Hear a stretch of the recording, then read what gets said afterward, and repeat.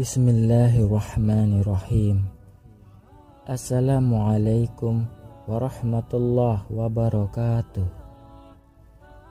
Alhamdulillahilladzi an'amana bi ni'matil iman wal islam. Nahmaduhu wa nasta'inu wa nastaghfiruhu wa na'udzu billahi min syururi anfusina wa min sayyiati a'malina. Min yahdillah fala mudhillalah wa min yudilhu fala hadiyalah. Allahumma salli wa sallim ala sayyidina Muhammadin wa ala alihi wa sahbihi ajma'in. Amma ba'du. Syukur alhamdulillah kita masih bisa diberi kesempatan berdiskusi sampai saat ini, yang insya Allah menambah wawasan kita. Salawat serta salam kita curahkan kepada junjungan dan Nabi akhir zaman, yaitu Nabi besar Muhammad sallallahu alaihi wasallam.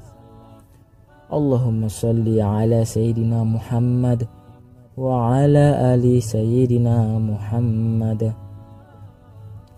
Saya berdoa dan berharap agar kita semua selalu diberikan pengampunan dan dimurahkan rezekinya, kemudian tetap diberikan kesempatan menikmati nikmat iman oleh Allah Subhanahu wa ta'ala. Amin ya rabbal alamin. Sahabat syiar Islam yang dirahmati Allah, Rasulullah Shallallahu alaihi wasallam telah mengucapkan 3 sumpah. Sumpah itu sangat berkaitan erat dengan kehidupan kita di zaman sekarang ini. Kemudian 3 sumpah ini mungkin terdengar sepele, namun sumpah tersebut tidaklah main-main, karena Rasulullah Shallallahu alaihi wasallam sampai menyebutkannya dengan mengatasnamakan Allah Subhanahu wa ta'ala. Sumpah 3 perkara tersebut terjadi menjelang wafatnya beliau. Kita sebagai umatnya tentu sangat wajib mengetahui 3 perkara tentang sumpah yang pernah beliau ucapkan itu.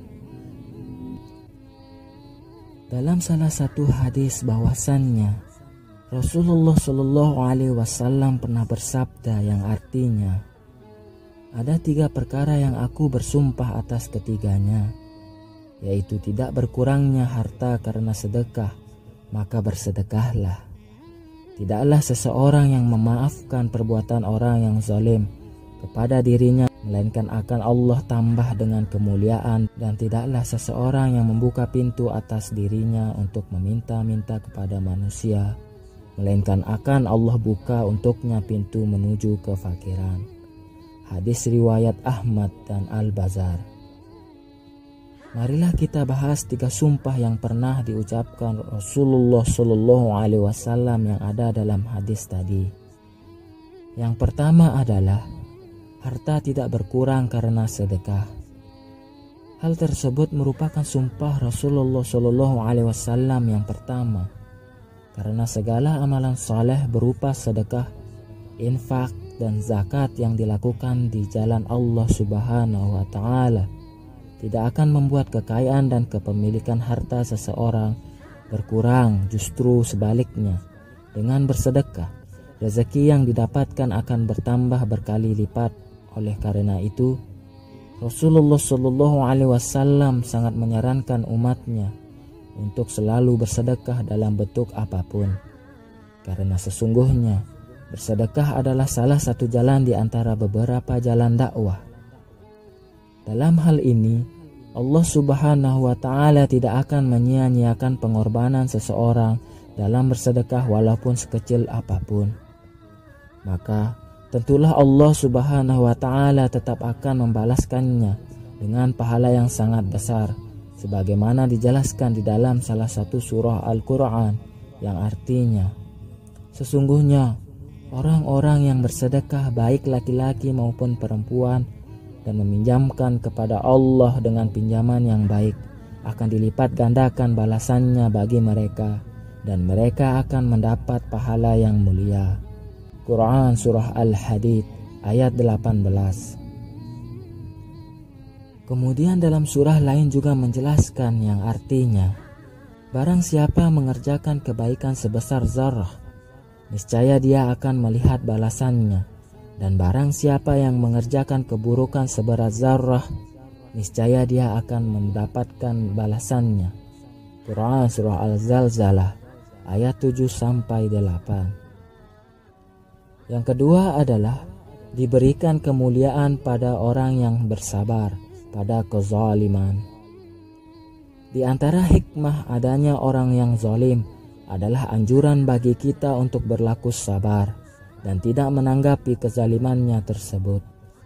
Sumpah Rasulullah SAW yang kedua ini secara tidak langsung akan menjadi penawar bagi orang yang teraniaya, bukan hanya sekedar penawar, namun kemuliaan tinggi di sisi Allah Subhanahu wa Ta'ala yang ditawarkan.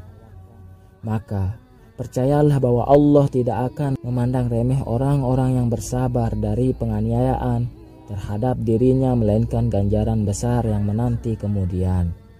Sebagaimana dijelaskan dalam salah satu surah Al-Quran, yang artinya, dan balasan suatu kejahatan adalah kejahatan yang serupa.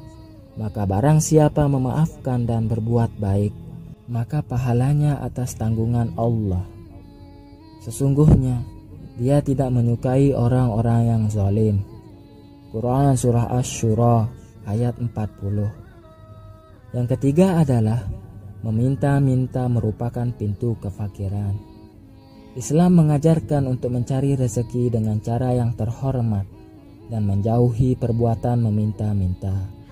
Oleh karena itu, Islam memandang mulia orang-orang yang berusaha mencari rezeki secara halal. Dan sebaliknya, bila mendapatkan harta hasil usaha mengemis bukanlah sesuatu yang patut untuk dibanggakan. Bahkan Rasulullah SAW sendiri pernah menyebutkan bahwa seorang pemuda yang datang menjumpai Rasulullah SAW untuk meminta belas kasihan berupa uang. Namun Rasulullah menyuruh pemuda ini untuk membawa tambang lalu pergi mencari dan mengumpulkan kayu bakar. Lantas dibawa ke pasar dan dijual, kemudian uangnya digunakan untuk mencukupi keperluan dirinya. Maka hal itu lebih baik daripada orang yang meminta-minta yang terkadang diberi dan terkadang lagi ditolak.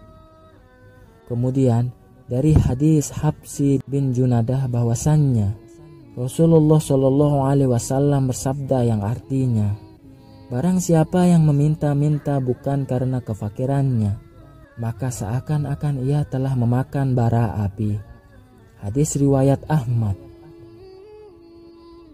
Itulah 3 sumpah Rasulullah SAW bagi seluruh umatnya. Sekarang tinggal bagaimana sikap kita menghadapinya. Apakah berusaha untuk menjalankannya atau tidak? Dan sungguh, beruntunglah orang-orang yang mampu mengamalkan perintah dan anjuran Rasulullah SAW tersebut. Semoga kita menjadi umatnya yang akan mendapatkan syafaatnya beliau kelak pada hari kiamat. Amin ya rabbal alamin. Demikian yang bisa saya bagikan, semoga bermanfaat. Jika ada kesalahan dan tutur kata yang tidak baik, saya minta maaf. Jika bisa tulis di kolom komentar. Sesungguhnya saya hanya ingin berbagi dan sama-sama belajar. Wallahu a'lam bissawab. Wassalamualaikum warahmatullahi wabarakatuh.